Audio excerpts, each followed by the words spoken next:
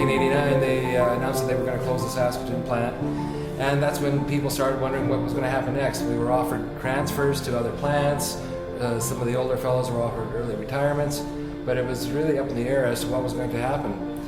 Then one day we're out driving around and stopping for gas and filling up the truck, and I'm complaining to my wife Brenda about how you can't get anybody to buy the brewery, and she says, well, if you can't get anybody to buy it, why don't you buy it yourself? Ta-da, an idea is born.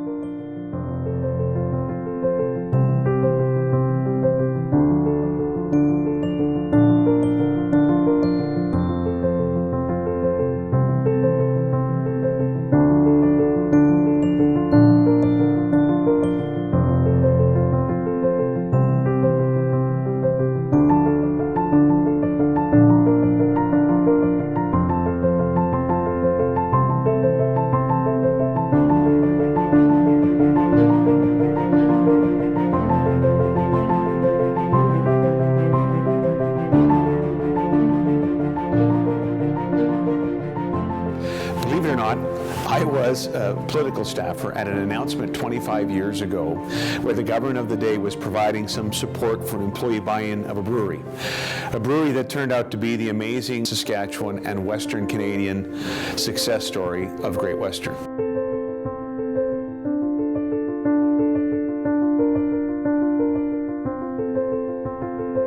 The story is much deeper than a pure business story. This is one of the community pulling itself up by its bootstraps and being led by a handful or a dozen and a half people who are the most unlikely candidates to step up to leadership. It's a true Saskatchewan success story in the business sense, but it's also a community success story, and it's one of vibrancy and faith in the future. We put a lot of hours in, strange shifts. We'd work 12-hour shifts and then come back in the evening, 4 hours off or whatever.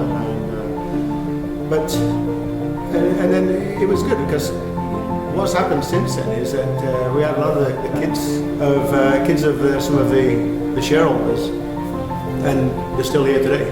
And that's the amazing thing is you've seen these kids grow, have their own families and everything else. That's something that's been good, I think, for us.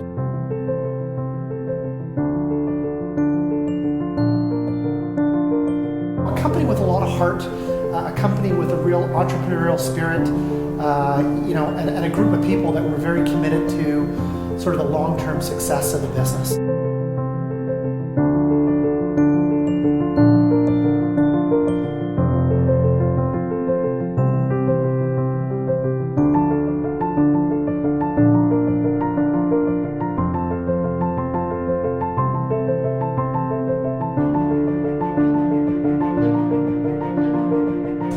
Well, I joined Great Western at the end of 2008, and I think they were just looking for a fresh face at the time to look at the company a little bit differently than how it was run in the past.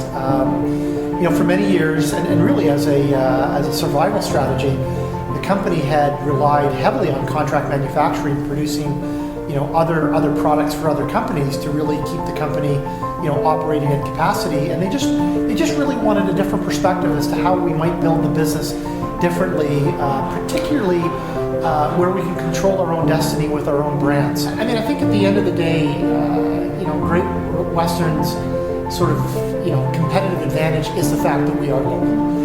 The beer industry has gotten incredibly global.